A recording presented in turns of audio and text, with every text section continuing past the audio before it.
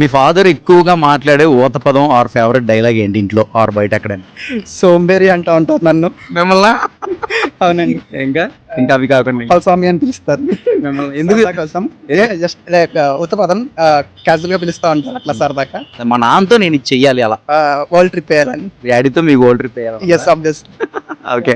మీ చిన్నప్పటి నుంచి ఇప్పుడు దాకా మీ ఫాదర్ వల్ల మీరు ఏం నేర్చుకున్నారు? నలుగురిలో ఎలా బ్రతకాలి అని చెప్పి, ఎంత హానెస్ట్ గా ఉండాలని చెప్పి, ఇంకా చాలా obviously he's my inspiration for everything. Still ఇప్పటికీ మా ఊర్లో తన తెలియని వాళ్ళు ఉండరు, తను ఇది కావాలి అంటే చేయని ఉండరు. సో తను ఎంత హానెస్ట్ పర్సన్, ఎంత రిలయబుల్ అనేది తను చాలా నేర్చుకోవచ్చు. మీ ఫాదర్ని ఒక సూపర్ హీరోతో పోల్చాలంటే ఏ హీరోతో పోలుస్తారు? Is unique, ఎవరితోని పోల్చలేను. మీ డాడీకి ఒకవేళ మీరు గిఫ్ట్ ఇవ్వాలంటే ధనంతో సంబంధం లేకుండా, అంటే మనీతో సంబంధం లేకుండా ఏం గిఫ్ట్ ఇస్తారు? ఆబ్వియస్లీ తను నాకు లైఫ్ ఇచ్చారు.